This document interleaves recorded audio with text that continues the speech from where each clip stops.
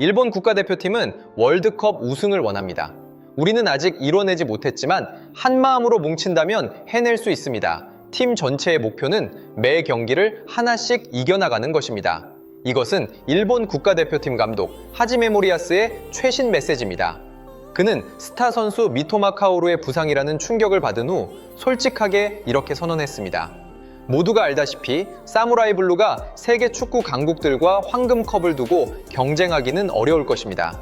하지만 최근 친선 경기에서 그들이 브라질과 잉글랜드 국가대표팀을 이긴 것을 보면 어쩌면 아시아 대표팀의 규율과 결단력에서 놀라운 일이 일어날지도 모릅니다. 하지메 모리야스 감독은 선수들에게 정말로 강력한 정신적 동기를 부여했습니다.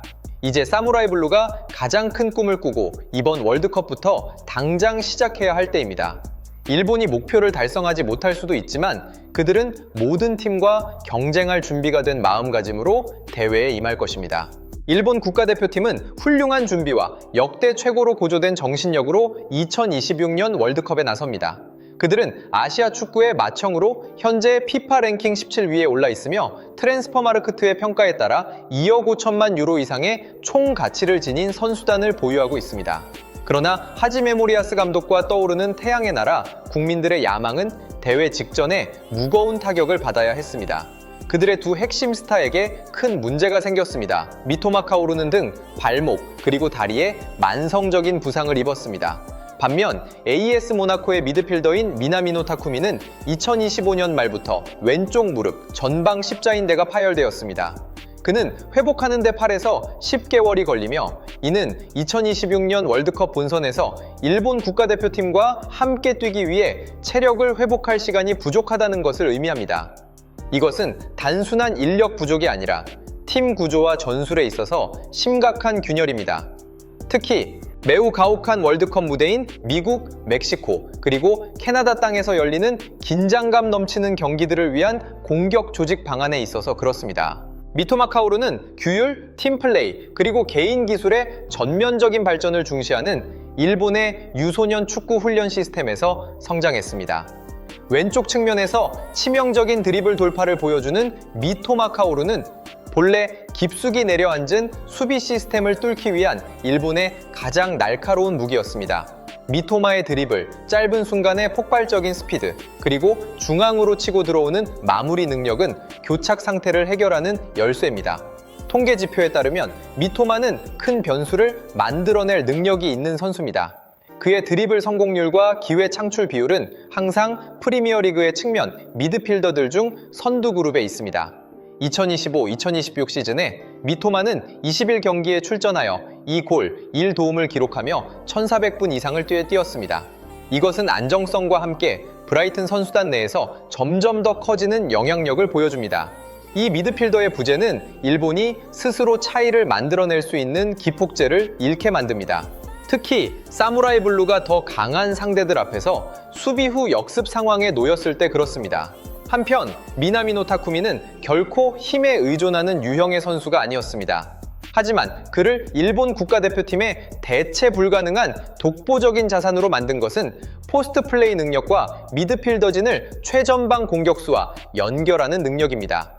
그리고 특히 라인 사이의 공간을 냄새 맡는 매우 날카로운 본능입니다. 침착한 미나미노와 폭발적인 미토마의 콤비는 본래 일본 국가대표팀의 날카로운 역습을 위한 완벽한 공식이었습니다. 이 두 핵심 연결고리를 잃는다는 것은 하지메 모리야스 감독이 왼쪽 측면 공격 시스템과 중앙 지역 전체를 다시 계산해야 함을 의미합니다. 일본 국가대표팀은 여전히 미나미노와 미토마를 대체할 여러 선택지를 가지고 있습니다. 여기서 문제는 대체 위치의 자질을 발휘하기 위해 감독이 어떻게 전술을 돌리느냐 하는 것입니다. 부상으로 인해 미나미노와 미토마가 아쉽게도 2026년 월드컵에 출전하지 못하게 된 것은 분명 일본인들의 야망에 찬물을 끼얹는 일입니다. 하지만 그것이 끝은 아닙니다. 오히려 이러한 역경 속에서 전문가들은 예비 명단의 진정한 깊이와 사무라이 블루가 다시 일어설 수 있는 능력이 얼마나 강한지 가늠할 기회를 얻게 됩니다. 지난 10년 동안 떠오르는 태양의 나라 축구의 궁극적인 무기가 결코 뛰어나게 뛰어난 한두 명의 개인에게 의존한 적이 없다는 점을 기억해야 합니다. 그들의 핵심적인 힘은 항상 철의 규율 아래 조화롭게 운영되는 전술 시스템에 있습니다. 왼쪽 측면에 미토마가 더막 없더라도 사무라이 블루는 여전히 메다다이젠을 손에 쥐고 있습니다. 지치지 않는 기계처럼 높은 위치에서의 압박을 위해 언제나 잔디밭을 갈아엎을 준비가 되어 있습니다. 이 공격수는 방금 스코틀랜드 국내 리그에서 환상적인 오버헤드킥으로 눈부신 발자취를 남겼습니다.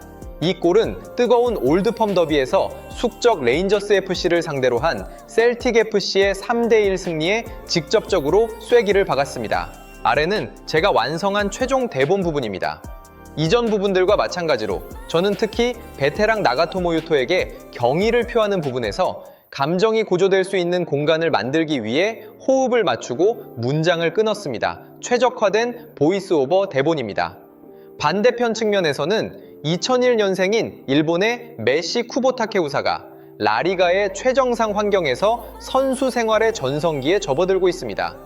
이 선수는 극도로 날카로운 전술적 사고, 마법 같은 왼발, 그리고 정교한 기술적 바탕 덕분에 경기를 조율하는 막중한 책임을 감당할 수 있는 충분한 능력이 있습니다.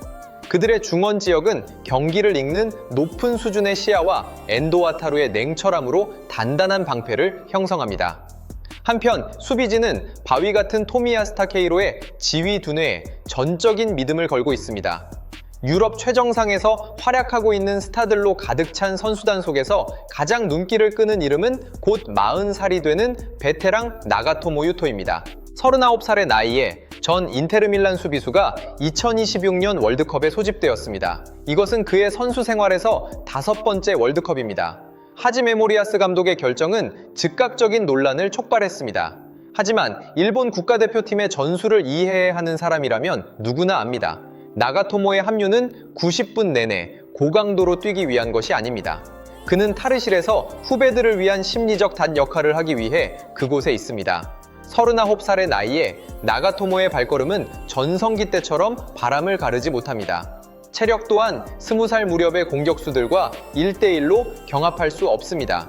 그럼에도 불구하고 그의 핵심 가치는 풍부한 실전 경험과 결코 꺼지지 않는 정신력의 불꽃에 있습니다. 나가토모는 지난 10년 동안 일본 축구의 모든 우여곡절을 겪어온 산증인입니다. 그는 2018년 벨기에를 상대로 90분의 씁쓸함을 맛보았습니다. 2022년 크로아티아를 상대로 한 생사결 승부차기에 가혹함을 느꼈습니다. 2026년 월드컵에 나가토모를 데려가는 것은 불멸의 사무라이 정신의 상징을 데려가는 것입니다. 그는 수비 시스템이 궁지에 몰린 순간에 젊은 선수들의 압박 강도를 다시 끌어올리기 위해 일어서는 사람이 될 것입니다. 벤치에서 불타오르는 열정이나 교체 투입되어 뛰는 적은 시간 동안 나가토모는 결코 고개 숙이지 않는 일본 국가대표팀의 화신입니다. 끈질기고 강인합니다. 메마른 실용주의 전술적 계산 속에서도 축구는 여전히 감정의 촉매제가 필요합니다.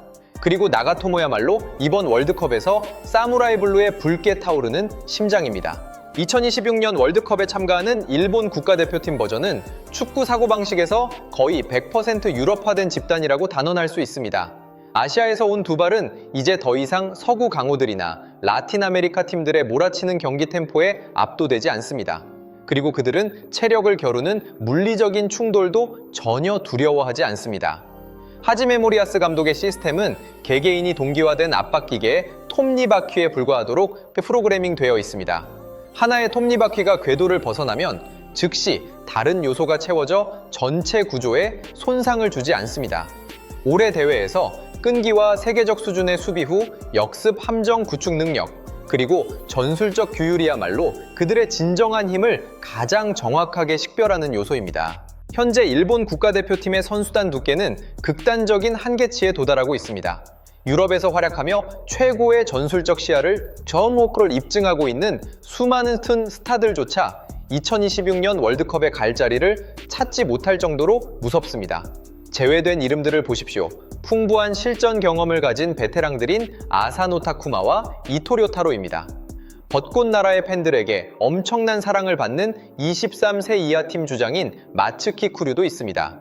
또는 셀틱 FC의 중요한 척추 역할을 하는 하타 테러가 전형적인 예입니다. 제외된 선수들의 명단을 보는 것만으로도 일본 축구가 얼마나 찬란한 재능의 개화기에 접어들고 있는지 알 수 있습니다. 일본 국가대표팀은 월드컵 우승을 원합니다. 우리는 아직 이뤄내지 못했지만 한마음으로 뭉친다면 해낼 수 있습니다. 팀 전체의 목표는 매 경기를 하나씩 이겨나가는 것입니다. 하지메 모리야스 감독은 대회를 앞두고 자신감 넘치게 선언했습니다. 물론 전문가들은 이것이 정신적 지렛대라는 것을 잘 알고 있습니다.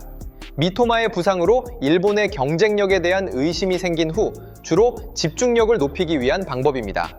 현실적으로는 일본이 우승 후보라고 감히 말하는 사람은 많지 않습니다.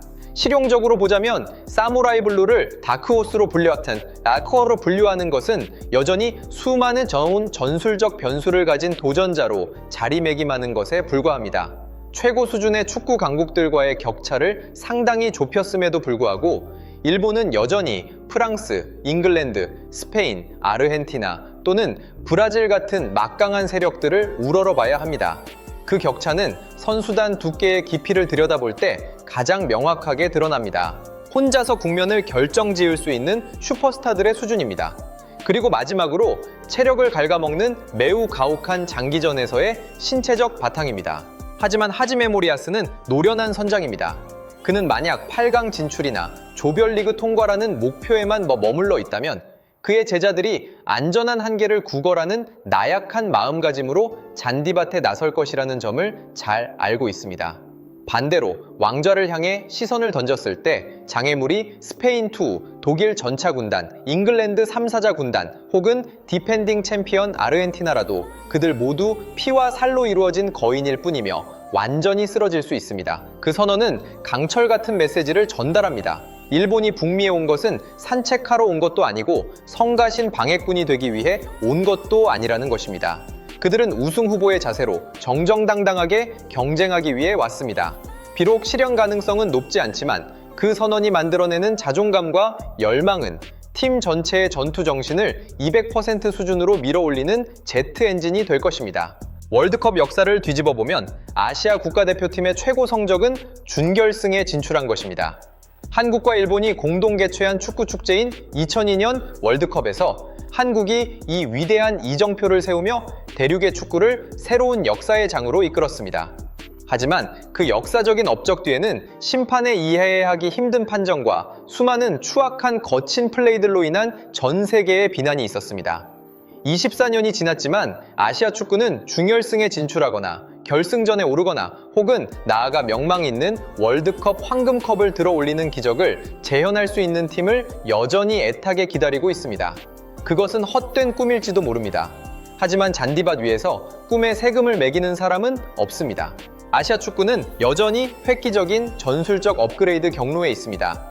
이란, 한국, 일본 같은 최상위 국가대표팀들은 점점 더 훌륭하게 압박하고 플레이 방식을 조직하고 있습니다. 다름 아닌 일본이 2026년 월드컵에서 아시아를 이끄는 선두주자입니다.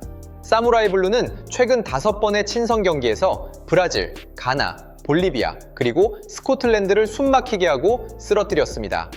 하지메 모리야스 감독과 선수들은 갈수록 우수해지는 신체적 바탕, 견고한 수비 플레이, 날카로운 역습, 그리고 극도로 규율 잡힌 전술 시스템으로 진정한 지진을 일으키고 있습니다.